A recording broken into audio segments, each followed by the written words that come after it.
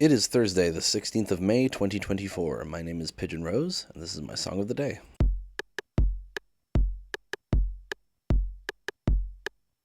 It is very hot when I'm recording this, so I apologize for any outside sounds that you hear. I am not closing the fucking window. It is too hot right now. There's an artist who I've mentioned in a previous episode, specifically the episode about What If It Doesn't End Well by Chloe Moriando. I mentioned Cavetown. I didn't really give much explanation for who he was, but I did mention that I used to be real big into Cavetown. And the song that got me big into Cavetown is a song called Hug All Your Friends, and that's the song we're going to talk about today. Now, it's an interesting one because it originally appeared on his album Good Vibes, spelt GD Vibes, and then he later recorded a version of it for YouTube where he added a bridge to it, and that was the version that I heard first, was that YouTube version with the added bridge, and I loved it so much, and it remained one of my favorite Cavetown songs even as he started producing more produced stuff, making more produced music, more intricate music and whatnot. And then he did a project called Animal Kingdom, which was like 5 EPs where each EP consisted of one Cavetown song and one song by someone else. And then the 5 EPs were released as a 10-track album called Animal Kingdom, which alternates between Cavetown and other artists. One of the Cavetown songs in this album is another re-recording of Hug All Your Friends with an even longer bridge. And it took a bit for this version to grow on me, even though I loved hearing it in a better recording. But the new bridge I wasn't too gone on, but I've grown to love it so much. And we're going to listen to it now and then come back in a few minutes and talk about it.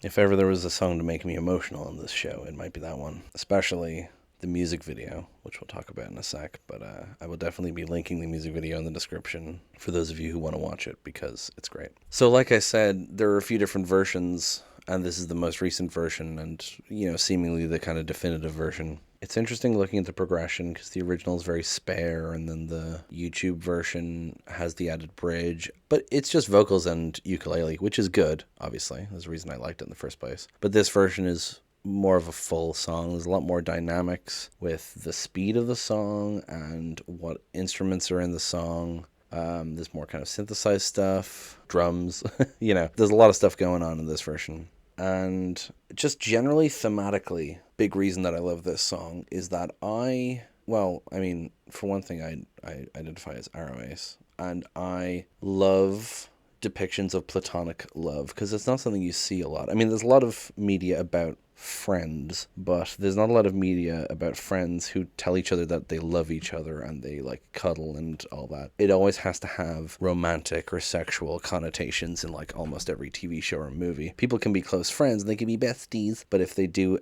anything like overtly affectionate, it's treated like it's shipping, or like teasing, That's just not how the world works, nor is it how it should work, because platonic love is the purest form of love there is. I said it, you heard it here first, folks. No, we need friends to survive. That's just kind of a true thing. You can live without romance, you can live without sex. It can suck, obviously, if you are into those things. But having friends who love you and you love them is the most important thing in the world, really. And it's so rare that you see things that depict it so lovingly. And that's kind of why I love this song, because even the original version, Robbie was so young when he recorded that, and he still understood it. And I love that as he grew up, he added lyrics, but he didn't change any of what he already had there. He didn't try to change the message. He didn't try to correct it or anything. He kept the original message, and I love that. So, what's it like to be alone on a Sunday, remembering the time you saw them just yesterday? Sing me a song, tell me your thoughts. I could listen to you all night long. I mean, it's a very relatable feeling when you have someone who you love being around. You catch yourself thinking of, missing them even though you just saw them, remembering the time you saw them just yesterday. And then that sing me a song, tell me your thoughts. That's another. It's just such a landmark of friendships, is finding someone who you can just talk to forever, or they have completely different interests to you, but you just love hearing them talk about it because it gets them excited, and therefore it gets you excited in turn, I don't care about my sleeping routine. I fucked it up as it is, but we've got so much time to kill as the night rocks me to sleep. Again, a very sweet thing about having that time with your friends, having people who you want to just spend all your time with. You don't care about your sleeping routine.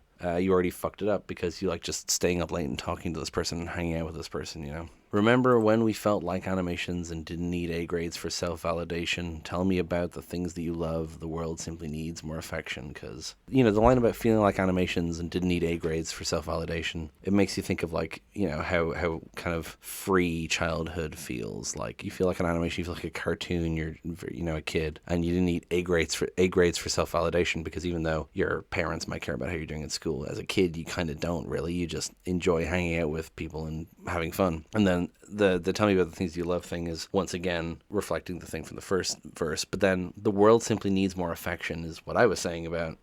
We need more platonic love in media and in real life, I don't care about what people think of me. I'm fucked up as it is, but we've got so much time to kill and so many things to see. It's another big tenet of a great friendship. It doesn't matter what people think about you, like if people think you shouldn't be friends with someone or whatever, because it's you that's in the friendship, and that's all that matters. And then we get the chorus. Life's too short to worry about things that we got wrong, so hug all your friends and let them know you're not letting go. No, I won't let go. I've said before, and I'll say it again, I love simple but effective lyrics, and this is that. Life's too short to worry about things that we got wrong, so hug all your friends and let them know you're not letting go. Like, it's just very simple, but very sweet and very real, and just, hold on to your friends and let them know that you love them. It's very important, especially when you view it from like a toxic masculinity point of view. It's this problem with men not being, cis men and AMAB people not being raised to care about their emotions, or to, push their emotions down and not tell people how they feel if they're upset. And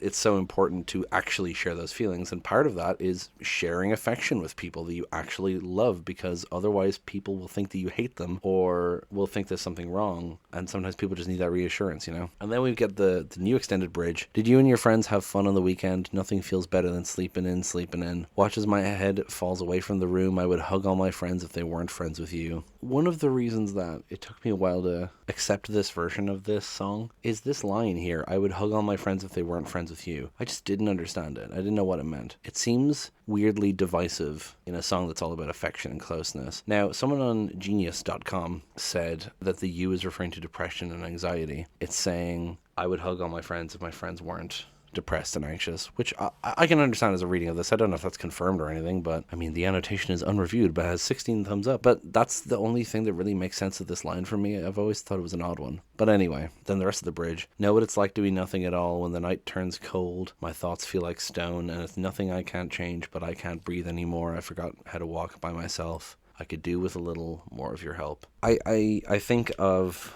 God Only Knows or 3 million years in this line here, well, this whole section, because it's all about, what am I without you? I need you to help me, right? I forgot how to walk by myself. I could do with a little more of your help. Reaching out for help like that and searching for that affection. And then you get the chorus again. Simple, effective lyrics, lovely sound to the song, and I love the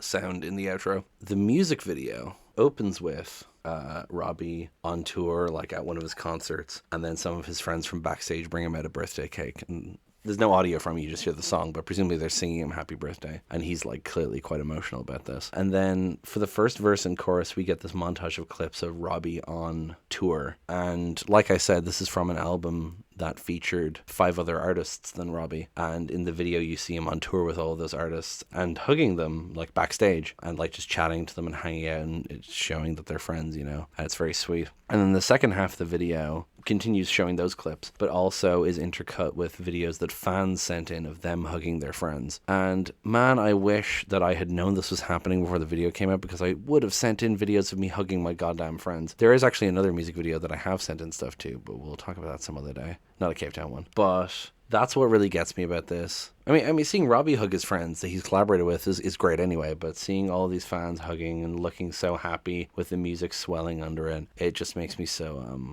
emotional every time, and makes me feel really warm and safe and loved. That might sound like a weird thing to say, because there's not a clip of me hugging my friends, but it makes me think about my friends. It makes me think of how much I love my friends. That's what I love about this song. love songs make you appreciate the people you love. Breakup songs make you think about what could have been, you know? This song makes me think about how much I appreciate my friends. And I very much appreciate this song for that. It's a unique experience, I think. That's pretty much it. Love this song, love this album, love this artist. You should listen to them all. You should also subscribe to me. You should comment on these videos. You should leave a like, all that. Maybe suggest a song for me. I don't know if I'll follow that because I'm very meticulous about planning my songs and I kind of need to know the song to fucking talk about it. But, you know, leave a comment, say whatever you will, and I will talk to you tomorrow. Break it down.